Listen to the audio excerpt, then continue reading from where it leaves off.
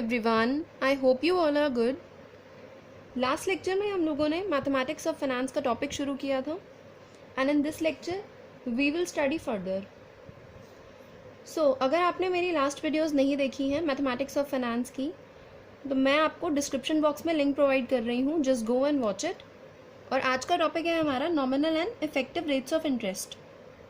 मैंने आपको last class में भी बताया था कि मैथमेटिक्स ऑफ फाइनेंस एक ऐसा टॉपिक है जिसे आप अपने एग्जाम के पॉइंट ऑफ व्यू से काफ़ी इंपॉर्टेंट समझें तो बेटर रहेगा, क्योंकि आप इसका एग्जाम में क्वेश्चन स्किप नहीं कर सकते हैं.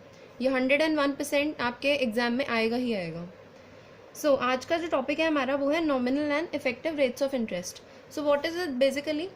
यहाँ पर nominal and effective rates of interest में दो तरीके के हमारे इंटरेस्ट हैं. Like in transactions involving compound interest, nominal rate of interest is the stated annual rate of interest. तो वो ट्रांजैक्शंस जिसमें हमारा कंपाउंड इंटरेस्ट होता है उसमें जो नॉमिनल रेट होता है, नॉमिनल रेट ऑफ इंटरेस्ट, वो हमारा stated annual rate of interest होता है. हम इसे आगे एग्जाम्पल के वे में समझते हैं तो एग्जाम्पल से आपको अच्छे से क्लियर हो जाएगा. Now example is if an investment is made at 6% compounded semi annually. So nominal rate of interest in this case is 6%. And suppose rupees 100 is invested at 6% converted semi-annually amounts to 100 का आपने यहाँ पर compound interest निकाला है. Compound amount हम निकालेंगे अगर इस केस में तो यहाँ पर हमारा आएगा 106.09. अब बात थी क्वेश्चन में ये कि यहाँ पर नॉमिनल रेट ऑफ इंटरेस्ट आपको क्वेश्चन में बोला गया था कि 6% है. अगर मैं नॉमिनल रेट की बात करूँ तो नॉमिनल रेट यहाँ पर वही होता है जो हमें क्वेश्चन में नॉर्मली गिवन होता है, but effective rate of interest actually जो होता है वो एक्चुअली अर्नड वाला इंटरेस्ट होता है. That means here interest actually earned is 6.09%. तो हमेशा ऐसा ही होता है, जितना नॉमिनल परसेंट आपको गिवन होता है इफेक्टिव इंटरेस्ट हमेशा उससे ज़्यादा होता है. इफेक्टिव इंटरेस्ट को आप नॉर्मल सॉल्व करते हो और नॉमिनल इंटरेस्ट आपके क्वेश्चन में मोस्ट ऑफ द गिवन ही होता है. So which is the effective rate of interest. 6.09 in this case is the effective rate of interest. तो इस केस में भी एक एक्सेप्शन है that when the conversion period in a year, when the conversion period is a year, then the effective rate equals to stated annual rate. मतलब अगर आपको question में सेमी एनुअली, क्वार्टरली, मंथली या फिर किसी और कन्वर्जन पीरियड की बात नहीं की है, क्वेश्चन में सिंपल लिखा हुआ है एनुअली बेसिस पे आपको सॉल्व करना है, देन जो आपको क्वेश्चन में इफेक्टिव रेट गिवन होगा वही आपका स्टेटेड एनुअल रेट होगा. और इफ आई से जो आपके क्वेश्चन में स्टेटेड एनुअल रेट होगा वही आपका इफेक्टिव रेट होगा. तो इसमें हम आगे क्वेश्चन से स्टार्ट करते हैं. क्वेश्चन को समझने से पहले हमें उसके फॉर्मूलेस को समझना काफ़ी ज़रूरी है. Then there is a relationship between effective rate and the nominal rate. Now what is this relationship is, effective rate को हम आर ई से डिनोट करते हैं which is equivalent to the nominal rate, simple R, converted M times a year is given by. अगर मुझे इसका formula बनाना है तो सिंपली इसका फॉर्मूला होता है effective rate equals to 1 + i whole raise to the power m - 1. और I can say मैं i को यहाँ पर लिख सकती हूँ r/m. क्यों? क्योंकि ये वो केस है जहाँ पर फर्स्ट वाला वो केस है जिसमें मुझे एनुअली बेसिस पे सॉल्व करना है, and in the second case मुझे सॉल्व करना है अगर मुझे कन्वर्जन पीरियड्स गिवन है. तो कन्वर्जन पीरियड के अकॉर्डिंग मैं इस फॉर्मूले को पुट करूंगी जो हमने कंपाउंड इंटरेस्ट में भी लास्ट लेक्चर में सीखा था.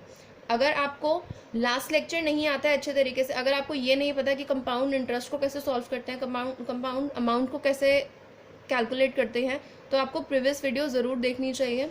मैंने उसमें स्टेप बाय स्टेप सारे कंसेप्ट समझाए हैं, बहुत सारे क्वेश्चंस भी करवाए हैं.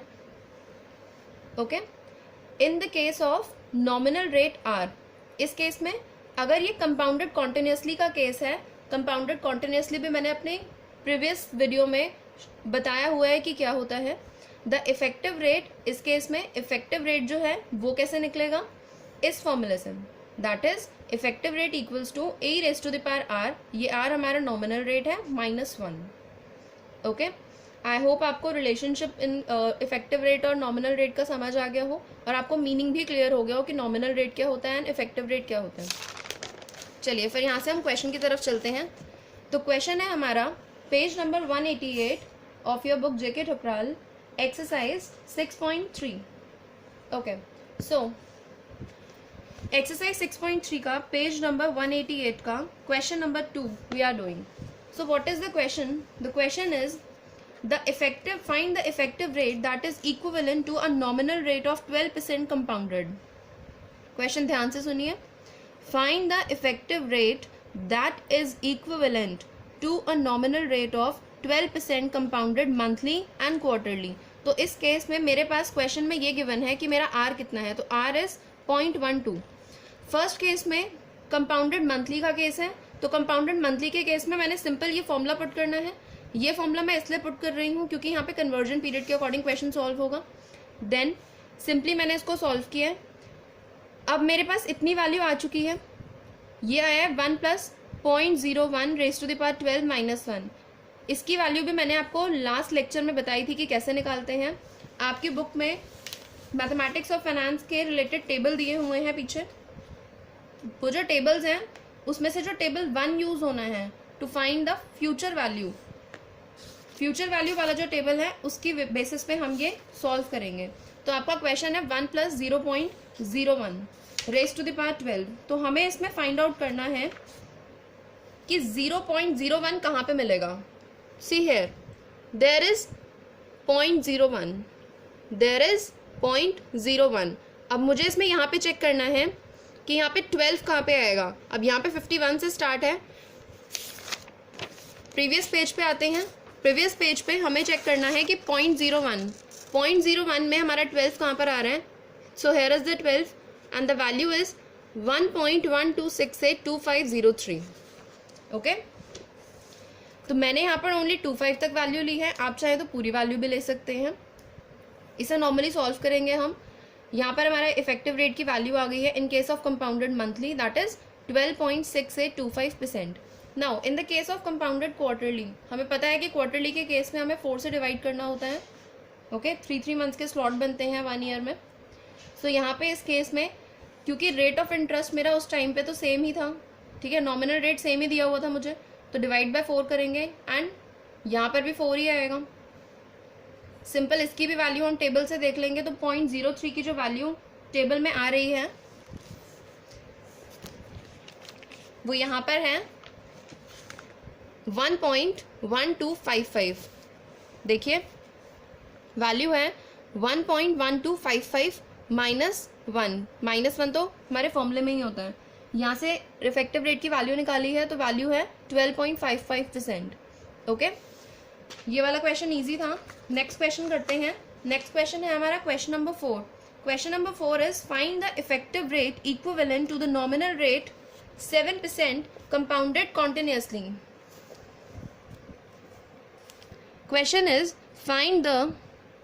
Question number 4 is find the effective rate equivalent to the nominal rate 7% but the case is compounded continuously. So इस केस में हम क्या करेंगे?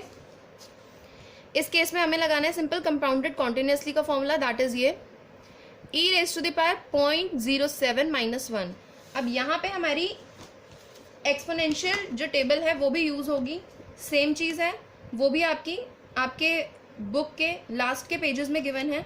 So here is the exponential table. You can see that T17 page है. Okay, exponential है ये. यहाँ पर मुझे चेक करना है कि 0.07 कहाँ पर आ रहा है. 0.07 है और वो भी मुझे पॉजिटिव में चाहिए क्योंकि जो एक्सपोनेंशियल टेबल होती है उसमें हमारी वैल्यूज 2 तरीके से आती हैं. एक वैल्यू होती है पॉजिटिव और एक वैल्यू होती है नेगेटिव. तो यहाँ पे हमें चेक करना है कि पॉजिटिव वैल्यू में 0.07 कहाँ आ रहा है. So you can see that here is 0.07, here is 0.07. 0.07 में क्योंकि ये पॉजिटिव है तो पॉजिटिव के केस में वैल्यू इज 1.0725 -1. यहाँ से मैंने सिंपल आंसर निकाला है. तो effective rate in case of compounded continuously आ रहा है 7.25%. Now nominal rate and effective rate में एक और इम्पॉर्टेंट कॉन्सेप्ट होता है, that is the force of interest. So force of interest is what? Nominal rate R compounded continuously and equivalent to a given effective rate, that is RE, is called the force of interest. Simple बात है यहाँ पे कि nominal rate अगर compounded continuously के case में मैं बात करूँ तो वो किसके इक्वल हो सकता है? Effective rate. वो जो इफेक्टिव रेट होगा वो वहां पे आएगा फोर्स ऑफ इंटरेस्ट के केस में। ओके, तो यहाँ पर हम इसे जो नॉमिनल रेट है इसके अकॉर्डिंग हमें क्वेश्चन को सॉल्व करना होता है। क्वेश्चन है आपका question 5th, and the question 5th is find the force of interest corresponding to effective rate 6%. Okay, question is find the force of interest corresponding to effective rate 6%. हमें force of interest find out करना है। देखते हैं कैसे find out करते हैं ये। इस क्वेश्चन में मुझे इफेक्टिव रेट गिवन है, तो मैंने इफेक्टिव रेट की सिंपली वैल्यू पुट कर देनी है। ये जो यहाँ पे आर है, जो ई की पावर में जो आर लगा हुआ है, यहाँ पर पावर वाला जो आर है, यहाँ पे इस टाइम पे वो क्या है? Force of interest. क्योंकि देखिए फोर्स ऑफ इंटरेस्ट की डेफिनेशन में the nominal rate R compounded continuously and equivalent to a given effective rate, that is R E. तो equivalent to a given effective rate, यहाँ पे इस केस में nominal rate हमें फाइंड आउट करना है फोर्स ऑफ इंटरेस्ट के लिए। तो यहाँ पे लास्ट क्वेश्चन में तो हमें वैल्यू गिवन थी तो हमने सिंपली सॉल्व कर दिया था। इस बार क्या करेंगे, मैंने डायरेक्ट यहाँ पे वैल्यू पुट कर दिया 0.06 equals to E raise to the power R minus 1। Now हमें पता है जब जब एक्सपोनेंशियल का टॉपिक हमारे पास आता है तो उस टाइम पे लॉग की हेल्प हम लेते हैं। तो यहाँ पर e raise to the power r equals to 1.06 हो जाएगा। Then taking log to both the sides, log e raise to the power r equals to log 1.06। इस केस में क्या होगा, हम सिंपल जो फॉर्मूला पुट करते हैं r log e equals to 1.06 की वैल्यू पुट करेंगे लॉग में, दैट इज 0.0253। आप टेबल से सीधा सीधा उसे देख सकते हैं। log e की वैल्यू होती है 0.4343, सिंपली डिवाइड करेंगे, answer is 5.825%। That's it. Then come to the question number 8। Question number 8 is which is better from the standpoint of investor, that is 6.2% compounded semi annually और 6% compounded monthly.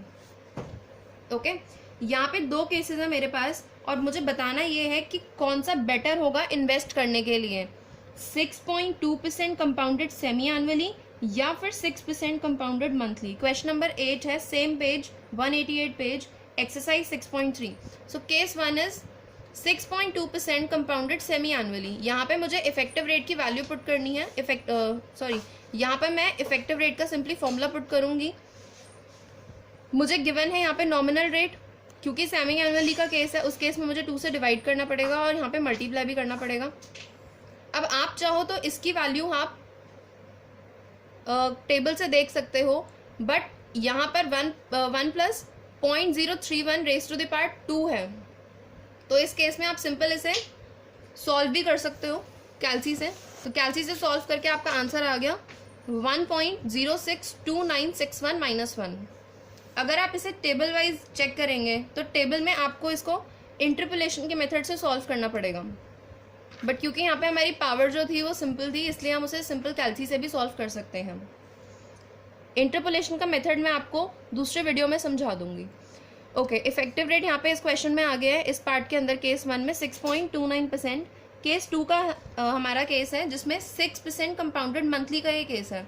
इस case में मुझे monthly के according solve करना है, तो 6% मैंने put कर दिया मंथली के केस के लिए। यहाँ पे डिवाइड बाई 12, यहाँ पर m भी मेरा 12 हो जाएगा।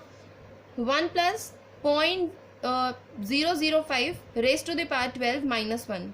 इस केस में हम इसकी वैल्यू पुट करेंगे, सेम थिंग टेबल से देखकर। टेबल 1 की बात हो रही है यहाँ पे, टेबल से वैल्यू देखेंगे, वैल्यू विल बी 1.0616 माइनस 1।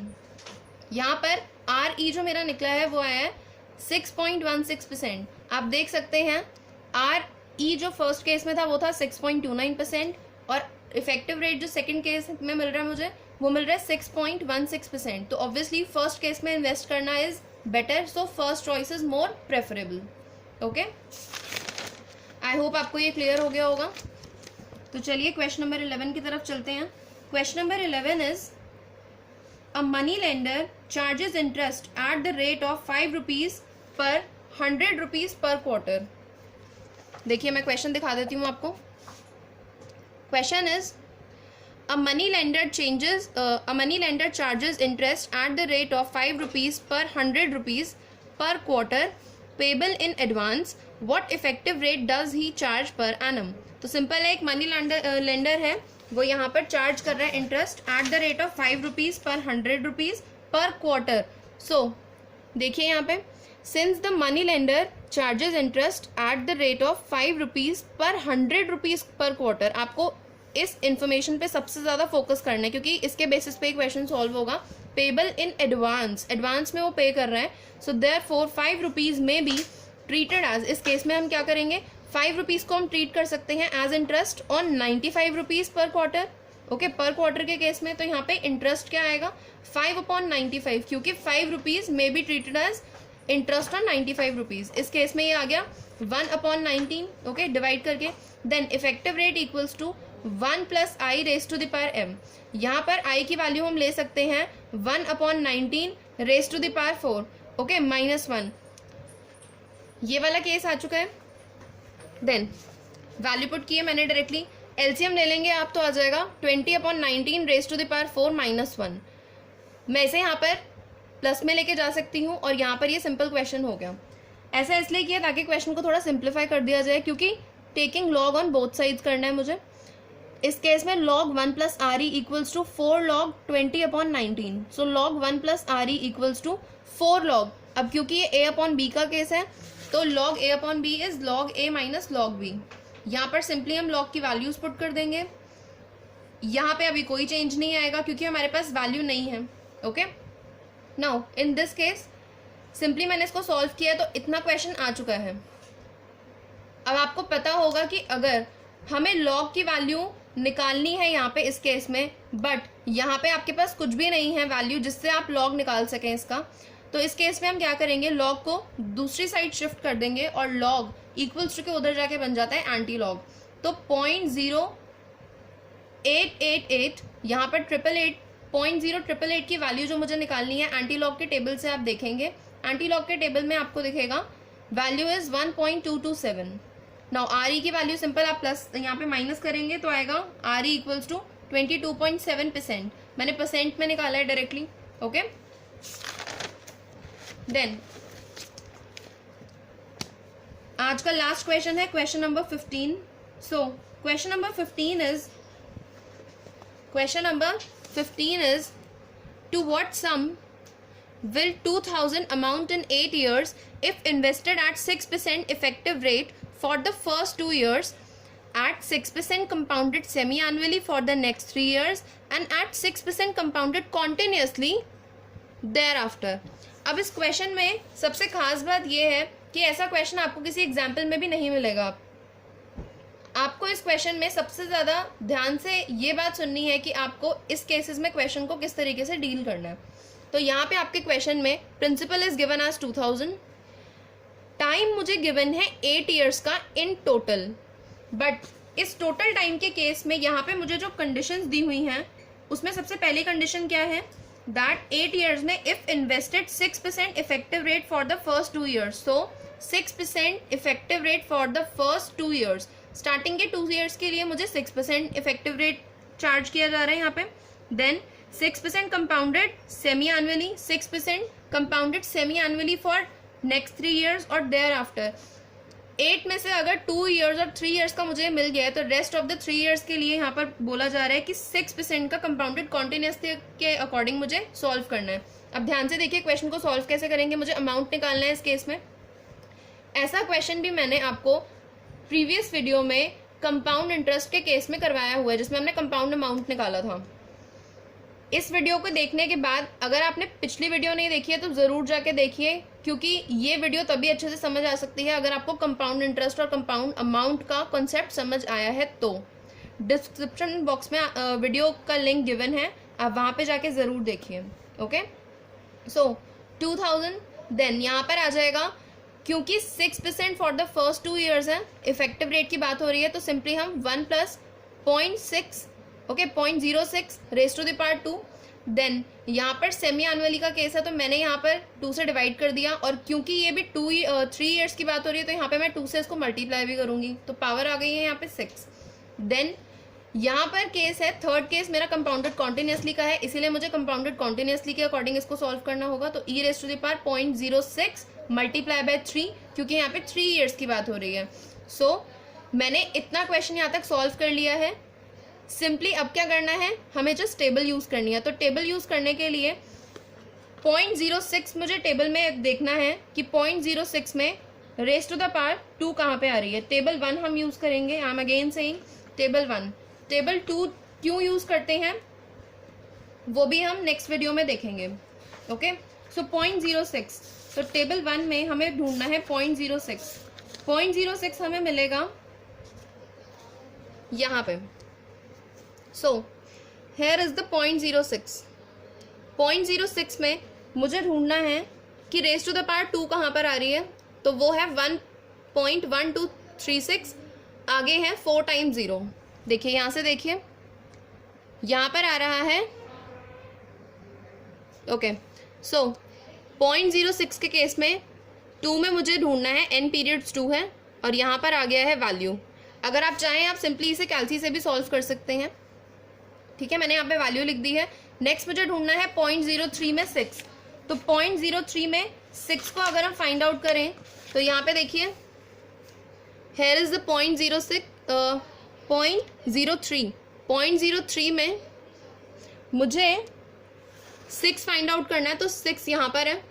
0.03 में 6 की वैल्यू आ रही है 1.1940। ओके, 1.1940, आगे भी वैल्यू है इसकी 5230। नेक्स्ट मुझे चेक करना है e raise to the power 0.18। Positive में वैल्यू है e raise to the power 0.18। Okay, तो 0.18 की अगर हम वैल्यू ढूंढें तो देखिए ये हमारा एक्सपोनेंशियल का टेबल है। ये हमारा एक्सपोनेंशियल का टेबल है, ध्यान से देखिए। एक्सपोनेंशियल के टेबल में मुझे ढूंढना है 0.18। तो हेयर इज द 0.18। 0.18 में मुझे पॉजिटिव में वैल्यू चाहिए। तो पॉजिटिव में फर्स्ट पॉजिटिव होती है फर्स्ट कॉलम का और सेकंड कॉलम का नेगेटिव। तो फर्स्ट कॉलम में वैल्यू आ रही है 1.1972। तो वो वैल्यू मैंने यहाँ पर लगा दी है। सिंपली मल्टीप्लाई करिए, आपका आंसर आ जाएगा। आई होप आपको आज का लेक्चर, आज की वीडियो अच्छी लगी हो। आपका nominal and effective rates of interest का टॉपिक भी क्लियर हो गया हो। वीडियो अच्छी लगे हो तो लाइक ज़रूर करना, शेयर करना। चैनल को सब्सक्राइब नहीं किया हुआ है तो सब्सक्राइब ज़रूर करिए, क्योंकि आपको अब तक पता चल गया होगा कि मेरी सारी वीडियोस आपके काम की ही होती हैं। तो यहाँ पे बात ये आती है अब कि नेक्स्ट वीडियो में हम क्या करेंगे। तो नेक्स्ट वीडियो का टॉपिक मैं आपको इस बार ही बता रही हूँ। तो नेक्स्ट वीडियो का टॉपिक है हमारा present value. We will do present value. तो ये वाली वीडियो ध्यान से देख लेना, प्रीवियस वीडियो ध्यान से देख लेना। प्रीवियस वीडियो के लिंक्स में भी मैंने रिग्रेशन वीडियोस का लिंक दिया हुआ था, तो उसे भी आप ध्यान से देखिए। ओके, प्रैक्टिस करते रहिए, सेफ रहिए। नेक्स्ट लेक्चर में मिलते हैं, बाय।